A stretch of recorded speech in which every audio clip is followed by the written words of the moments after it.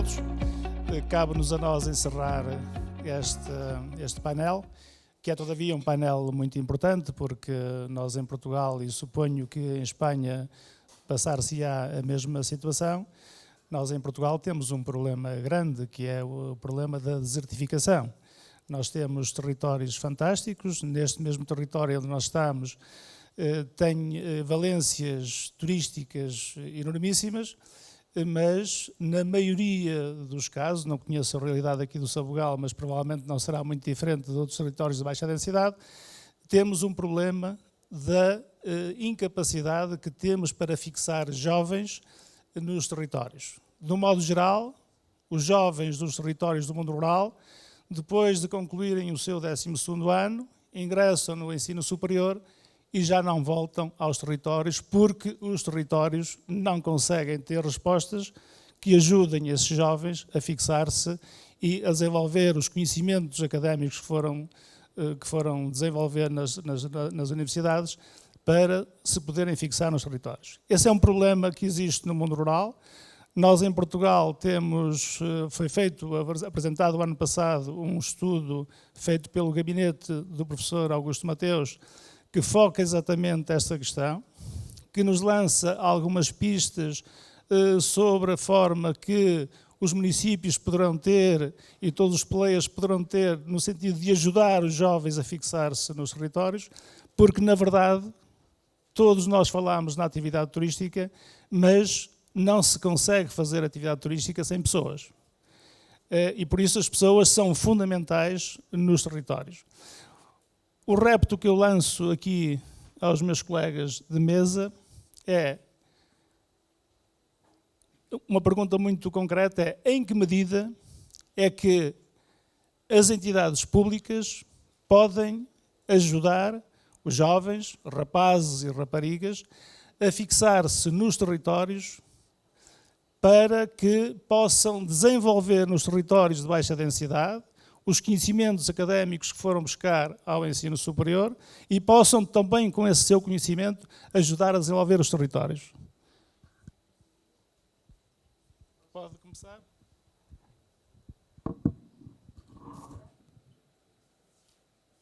Hola.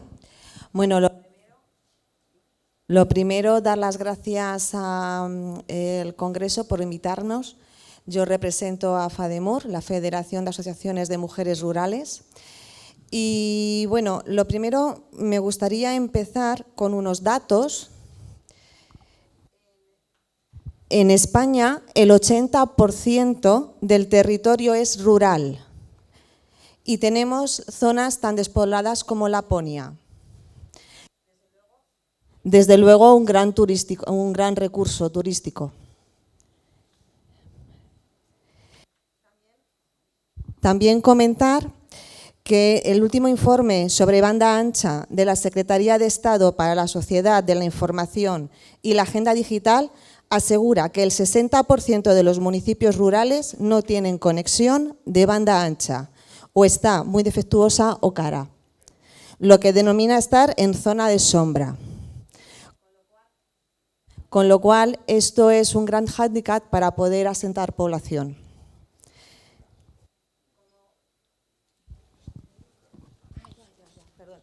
Como un ejemplo ilustrado, os puedo comentar desde FADEMUR, bueno, pues apoyamos iniciativas de emprendedoras, las acompañamos, las tutorizamos y les ayudamos en todo lo posible. Y después de que conseguimos que los proyectos salgan adelante, nos podemos encontrar como un ejemplo claro que una emprendedora con mucho esfuerzo consiguió llevar a cabo su proyecto, el cual se basa en hacer mermeladas artesanales, y para contestar los emails tenía que desplazarse 30 kilómetros. Está claro que desde las instituciones podemos, bueno, pueden hacer posiblemente mirar un poco más para el territorio. Nuestra fundación, los proyectos que hace o que intentamos colaborar siempre son para que quede un pozo en el territorio, es decir, aporten algo más. Entonces, bueno, pues estos son unos datos que me gustaría que hicieran un poco pensar si cuando tenemos un turista en el mundo rural, lo primero que nos va a preguntar es cuál es la conexión wifi. Yo tengo además un hijo de 13 años que posiblemente tenga que marchar a estudiar fuera. Si tuviese una conexión buena a internet, podría hacer estudios online. Entonces, bueno, no sé. Tiago, podes partilhar também a tua experiência enquanto jovem e enquanto jovem do mundo rural, o que é que o mundo rural pode fazer e os decisores políticos podem fazer. Nós sabemos que existem alguns casos de sucesso, sabemos que existem alguns municípios que têm tido estratégias para ajudar os jovens a fixar-se nos territórios, e essas estratégias nem sempre passam pelos apoios financeiros. Não é isso muitas vezes que um jovem quer, não anda à procura de apoios financeiros para se fixar. Muitas vezes há outros fatores de aconselhamento, nomeadamente naquilo que pode potenciar um negócio, e possa daí fazer também o seu sustento e poder beneficiar da natureza e ao mesmo tempo ganhar a vida no mundo rural. Podes partilhar a tua experiência? Bom dia a todos. Desde já agradecer o convite que me foi dado e a oportunidade de estar aqui a representar o Refúgio no Campo. Respondendo à questão lançada, que acho que é um tema de facto muito interessante, é assim, e tal como disse, de facto os municípios não têm apenas que fornecer apoio financeiro, porque não é só isso que é necessário. Pegando aqui um bocado também no que foi dito anteriormente, aqui não há tanto tempo atrás a internet aqui era muito má qualidade, então agora já existe internet de boa qualidade, já é mais uma ajuda para fomentar o regresso dos jovens. E penso que os municípios têm muito que apostar nisso, criar condições, reunir as condições básicas sem alterar a traça rural destes locais, de forma a que as pessoas não se sintam necessidades de sair fora daqui para terem acesso a coisas que hoje em dia são nos básicas, como era o facto da internet. Aqui não digo só o Concelho do Sabugal, mas digo a região rural de Portugal. Muitos locais hoje em dia não têm internet de qualidade, e sei de locais assim, e sem internet de qualidade hoje em dia é muito difícil um negócio desenvolver-se. Portanto, eu acho que muito mais, indo mais além dos apoios financeiros, é de facto preciso criar condições básicas que tenham por base todas as necessidades que qualquer pessoa tenha, e que permitam depois aplicar o know-how que os jovens ganham nas universidades, que é a ferramenta mais importante que eles podem trazer para o nosso mundo rural. E acho que isso é de facto o fator diferenciador que os jovens vão ter em relação à população que sempre esteve por aqui. Eu queria aproveitar também o facto de ter a felicidade de aqui na minha mesa redonda ter também uma pessoa ligada ao mundo académico. E eu sou defensor, de alguns anos a esta parte, que nós precisamos de criar uma cultura para o turismo. Porquê? Porque nós temos que ser todos nos territórios, todos nós temos que ser agentes promotores do turismo. E por isso é preciso criar uma cultura desde logo nas escolas, falar do turismo nas escolas, falar das vantagens que o turismo tem para os territórios. E o desafio que eu lançava é: em que medida é que o mundo académico pode ajudar também os territórios do mundo rural a desenvolver-se e a criar uma cultura para o turismo rural?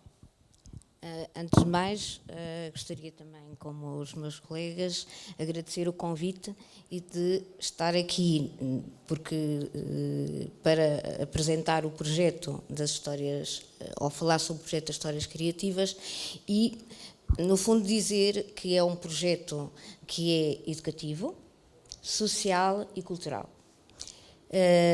Eu sou professora, não na área do turismo, nem na área criativa.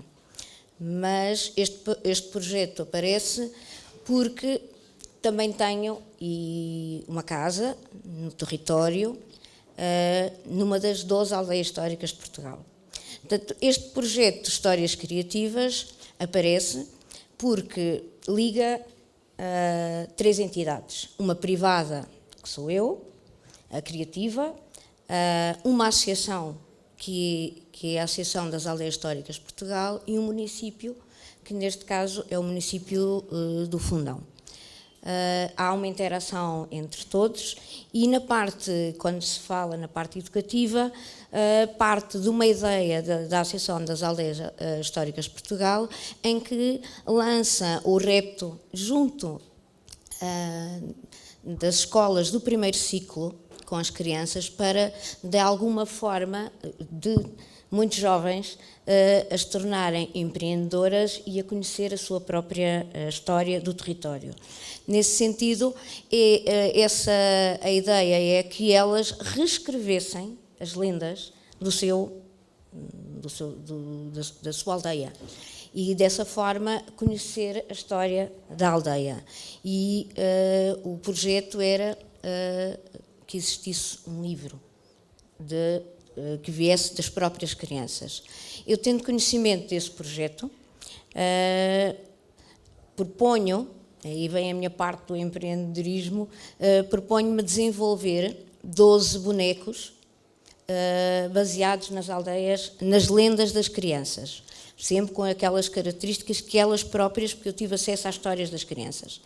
Pronto, aparecem os bonecos, mais tarde, isto de uma forma mais rápida, o dito livro aparece, portanto, em que o nome dessas crianças consta do livro, portanto, tornando-as orgulhosas de fazer parte já de algo que conta a história, é um livro que conta a história do nosso território, mas também da história de Portugal, e que onde a ilustração já é baseada nos bonecos.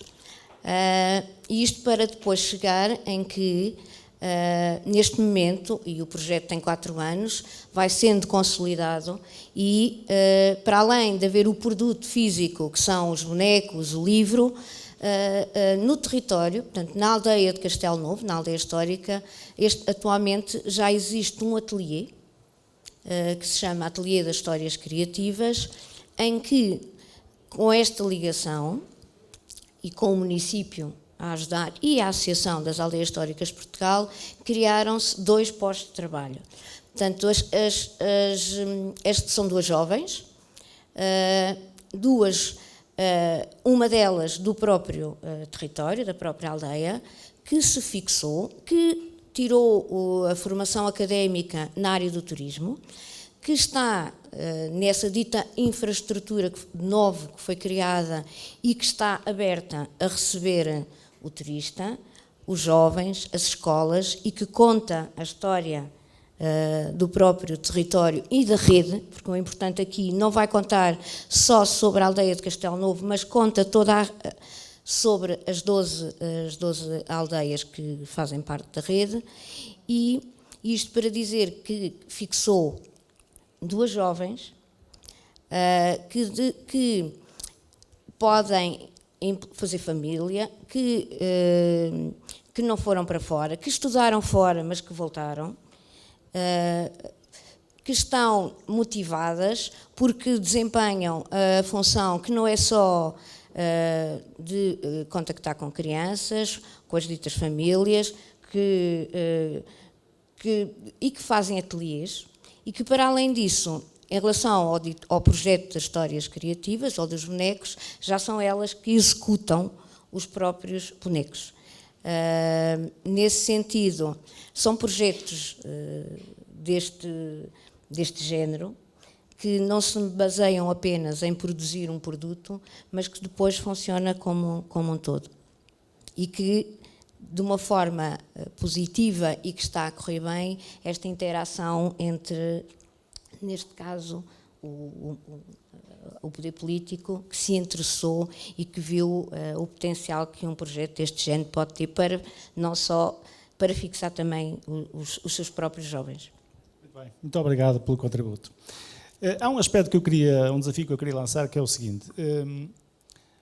Nós falámos muito, e em Portugal, a minha geração e as gerações anteriores à minha, falava-se muito que o segredo era a alma do negócio.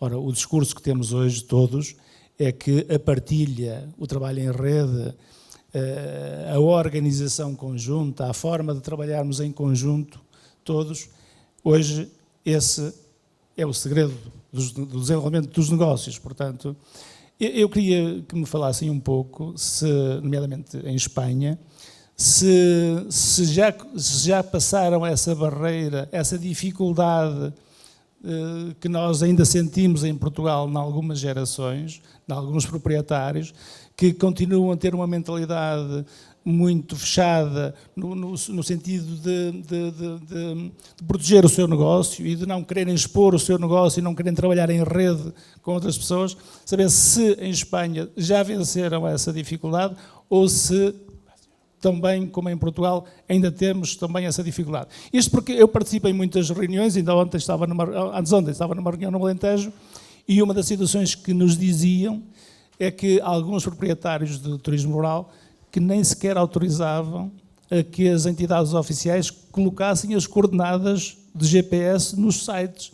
Não sei porquê, mas provavelmente para não serem descobertos.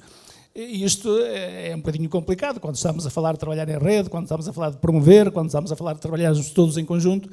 É muito complicado com este tipo de mentalidade que ainda persiste muito no mundo rural. Em Espanha também é assim?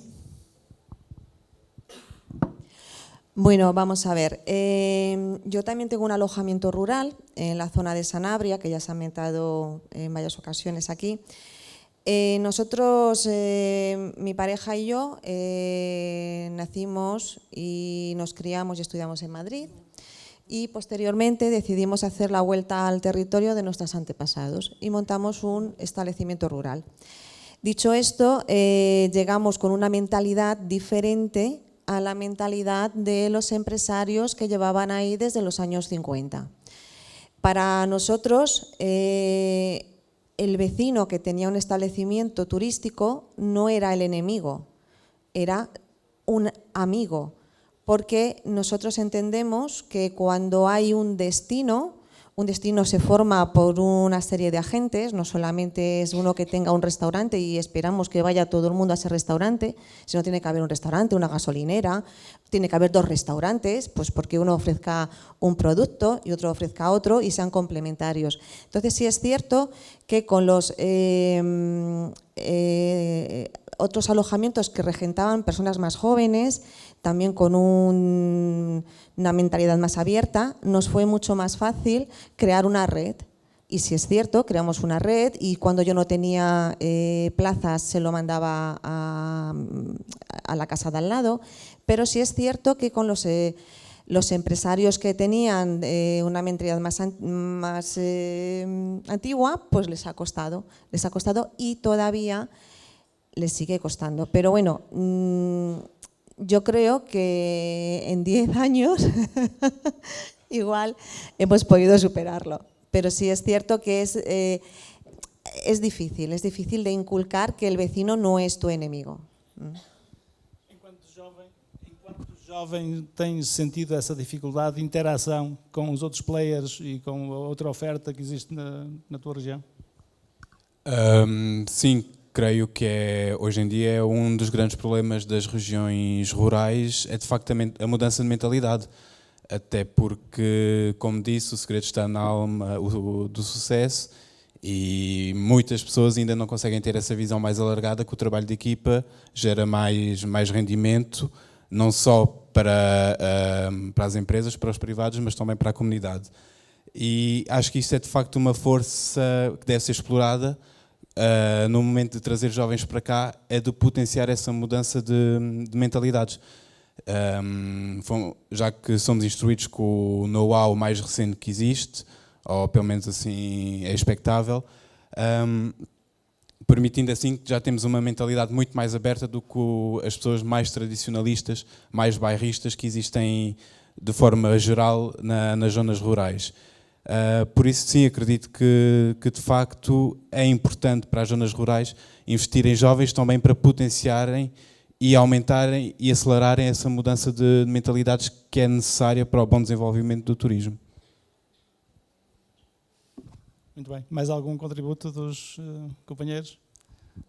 Quer dizer, eu tenho que reconhecer que já estamos a trabalhar em rede. Claro que algo que temos que é sensibilizar que estes produtos, que de alguma forma são os embaixadores, por exemplo, neste caso das 12 aldeias, que estivessem presentes em todas as 12 aldeias, e isso ainda não se verifica, mas os projetos também têm que se ir consolidando ao longo do tempo e há um tempo que tem que se esperar. Muito bem.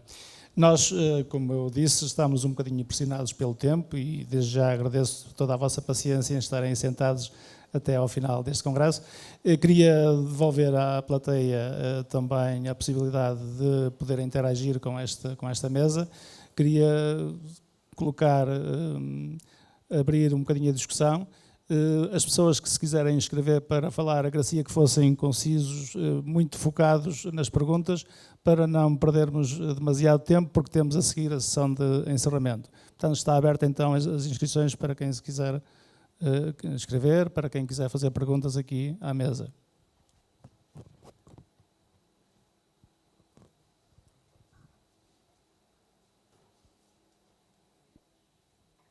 Temos aqui uma questão.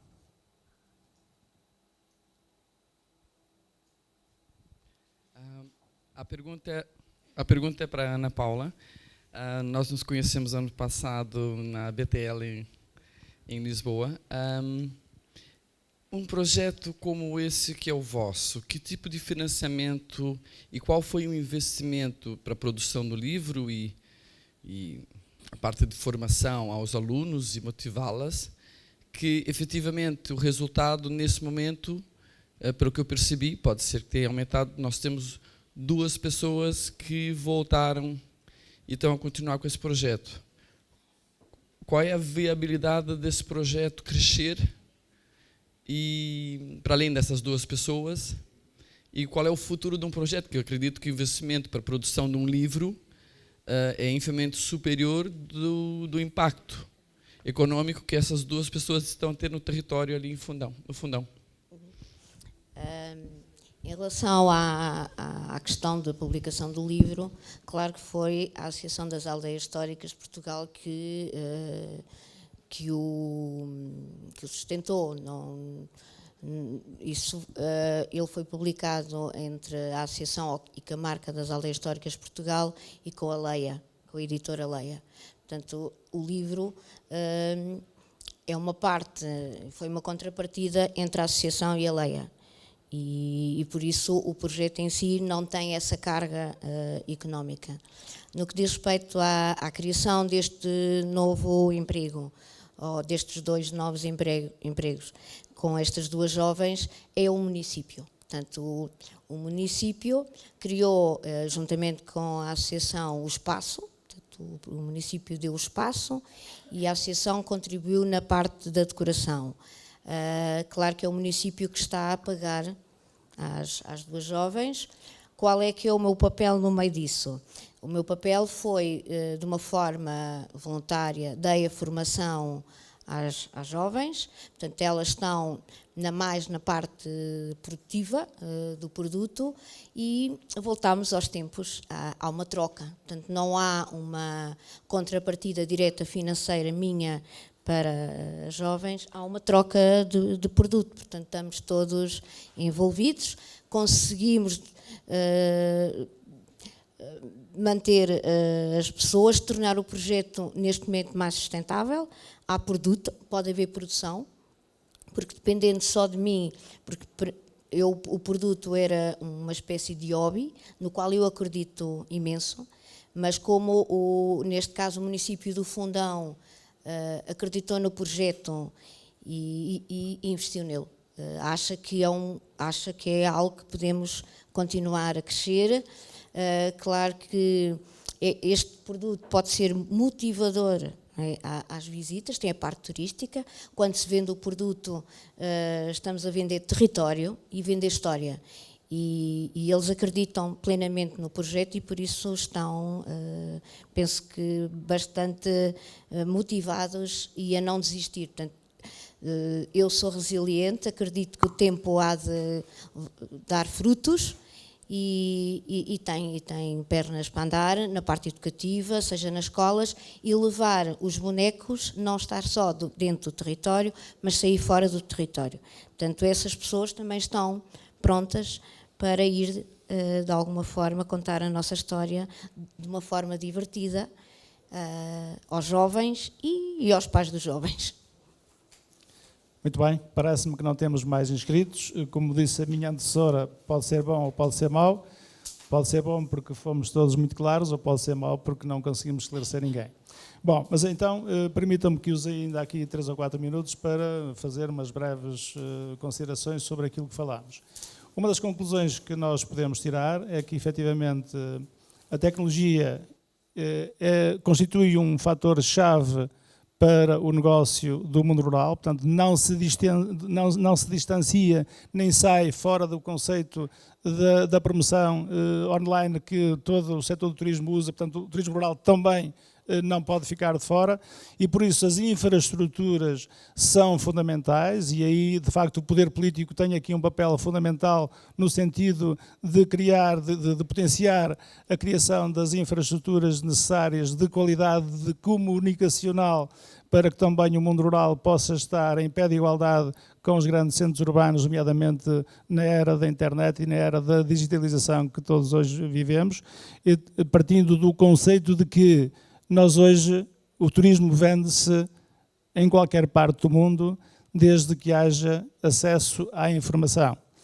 Já falámos neste congresso que a venda no circuito físico diminuiu e tende eventualmente até a acabar. Hoje nós compramos no Smart que temos na palma da nossa mão, compramos os produtos turísticos no momento. E por isso, aquela mentalidade que existe, essa é também a outra conclusão, aquela mentalidade que ainda existe muito em algumas gerações da venda on request, o cliente, o turista hoje não está sensível a estar à espera de uma resposta para um alojamento, para um restaurante, para seja o que for de um produto turístico. O cliente, o turista, hoje quer ter respostas imediatas e, por isso, as infraestruturas comunicacionais e a adequação também do turismo rural a este fator é essencial. Outra conclusão também é que, efetivamente, os jovens e os jovens rapazes e os jovens raparigas e, portanto, o género masculino e feminino, num conceito mais jovem, são fundamentais para ajudar a desenvolver os territórios. Porquê? Porque são pessoas com a mente muito mais aberta, são pessoas com a mente da atualidade, são pessoas que são capazes de vencer as barreiras e os obstáculos que ainda hoje são muito sentidos no mundo rural. Não nos podemos esquecer que a oferta do turismo rural é quase sempre gerada por conceitos emocionais. Quase todos os turismos rurais que nós temos resultam de conceitos emocionais. Ou é o conceito de querer recuperar a casa da avó, da tia, do tio, do pai, da mãe, mas muitas vezes sem a razão da razoabilidade económica.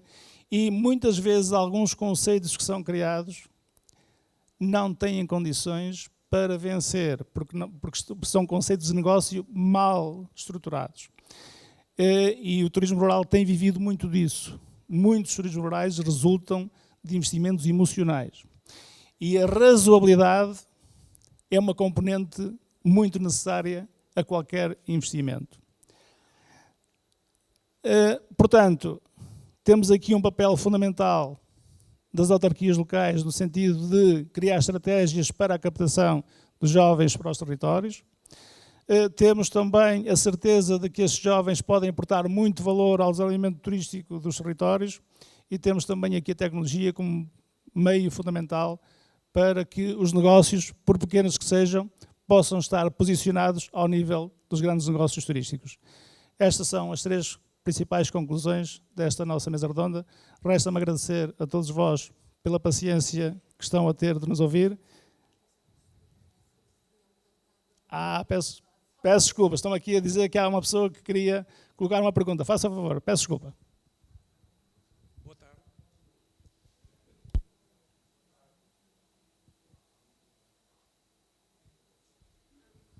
Alguém que possa levar um microfone, faz favor.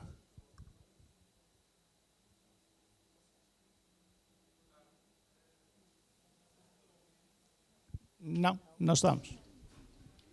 Sim, já estou pronto. Boa tarde. Meu nome é Paulo Carrelhas, eu sou um operador turístico da Heritage Travel Services e eu assistia durante todo este congresso e para já devo dar os parabéns à organização e que se repita o congresso, vários congressos aqui em Portugal. E assisti de facto a algo que é muito importante e que foi sempre falando, que é a criação de redes entre o turismo rural, entre as diversas entidades. Eu creio que isto é importante passar esta mensagem. Creio que também é uma palavra do politicamente correto. E creio que é importante passar para um outro passo, que são para medidas concretas, para que as diversas entidades, quer do turismo rural, quer dos operadores turísticos, possam ter meios para avançar na prática para esta ligação Portugal-Espanha, que no fundo é o objetivo deste congresso. Minha pergunta e sugestão seria que as diversas entidades de turismo, Turismo de Portugal, Turismo de Espanha, as entidades regionais de turismo de Portugal e das diversas regiões de turismo de Espanha, pudessem eventualmente criar uma bolsa de empresas que estivessem interessadas em criar redes Portugal-Espanha. Eu estou a imaginar, por exemplo, um turismo rural no Sabugal que tenha um turismo rural perto da fronteira de Espanha que queira criar redes. Se as diversas entidades regionais criarem este tipo de bolsas de empresas que estejam interessadas em fazer os contactos, seria mais fácil, por exemplo, para depois criarmos estas ligações à Espanha. Eu, enquanto operador turístico, se tiver conhecimento nas diversas regiões de Espanha, Galícia, Catalunha, Andaluzia, etc., de operadores que estejam interessados em fazer parcerias comigo, seria bastante mais eficaz para o futuro. Ou seja, no fundo, seria operacionalizar um bocadinho esta ideia de ligação Portugal e Espanha através dessas tais bolsas de empresas que estariam interessadas. Os que estão interessados inscrevem-se nessas respectivas bolsas, os que não estão interessados não se inscreveriam. Portanto, isto é um pouco a ideia e a pergunta que eu queria colocar à mesa. Obrigado. Muito obrigado. Independentemente de devolver a palavra aqui aos meus colegas de painel, eu queria dizer que, pessoalmente, acho que aquilo que foi feito ontem, muito bem feito, aliás, e quero dar os parabéns à Escapada Rural, aquele momento que tivemos ali de networking vai servir exatamente para isso, porque, pelo menos no grupo em que eu estive, surgiram tantas ideias de cooperação transfronteiriça que eu tenho muitas dúvidas que a Escapada Rural não aproveite toda esta informação para potenciar exatamente esta cooperação interpaíses que achamos que é fundamental, e o tema central deste congresso foi também esse, foi também potenciar os negócios entre Portugal e Espanha, e por isso a sua pergunta é pertinente de facto, mas eu estou convencido que a Escapada Rural vai dar resposta a essa situação através das conclusões que vai transmitir dos resultados do networking que foi feito ontem.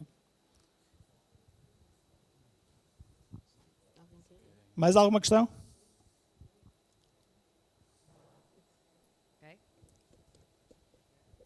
Muito obrigado. Olá, muito boa tarde. O meu nome é Maria Manuel.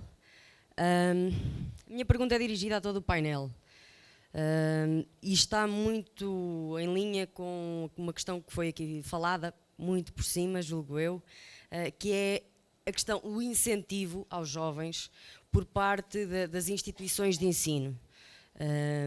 Eu não sei onde é que o Tomás estudou, não sei se é do território, se veio para o território posteriormente. A doutora Ana Paula leciona numa das instituições de ensino do território, e a minha questão aqui é, nós sabemos que as instituições de ensino conseguem, no âmbito tecnológico, criar projetos, sinergias com os próprios territórios. Mas e relativamente às áreas criativas, culturais? Que incentivo, que palavra de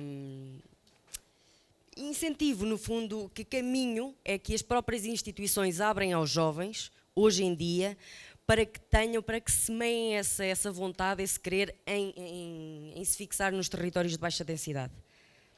É esta a minha pergunta, muito obrigada. Falando eu e estando ligada ao ensino, não tanto na área, seja da parte criativa, ou de turismo, ou de cultural, mas neste caso a minha formação é da área de engenharia, dou aulas num departamento que é o departamento de Química, mas não posso, e no fundo é uma instituição que prepara jovens. A Universidade da Beira Interior está no território, prepara 7.000 jovens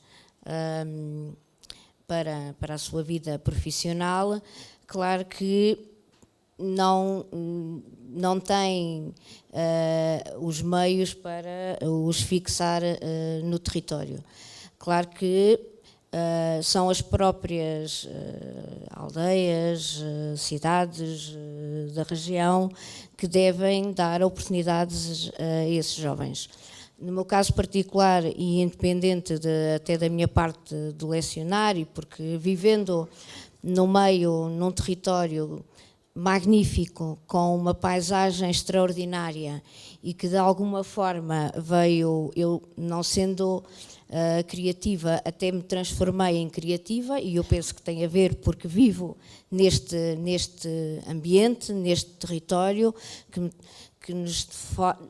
de alguma forma que não ficamos estressados e que nos torna mais imaginativos e emocionais, porque é de emoções que normalmente se fala quando se cria.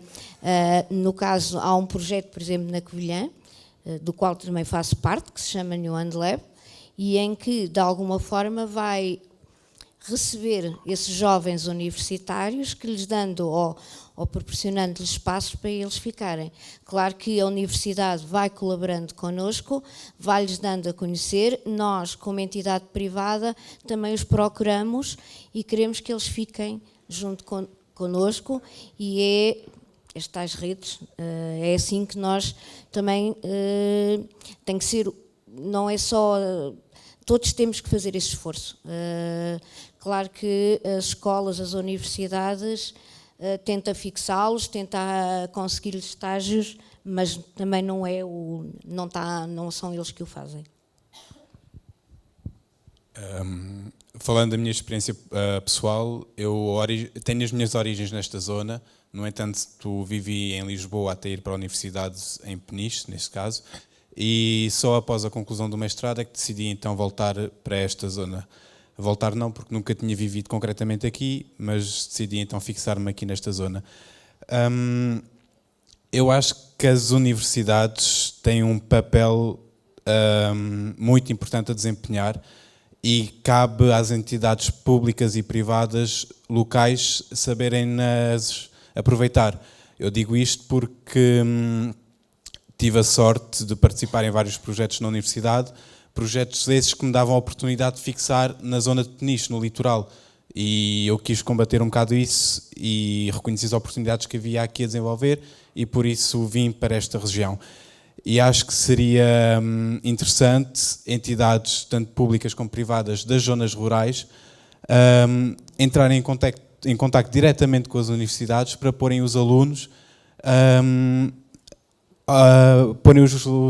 ao corrente do que se está a fazer no interior, e assim criar janelas de oportunidade para eles também voltarem, porque muitas vezes acredito que não é uma falta de interesse das pessoas voltarem, é uma falta de informação e não saberem do que é que se está a fazer e das potencialidades que existem.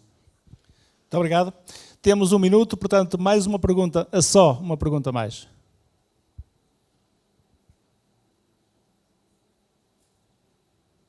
Muito bem. Então, resta-me agradecer, em primeiro lugar, à organização, o ter-nos dado esta oportunidade para este painel também trazer esta temática importantíssima à discussão.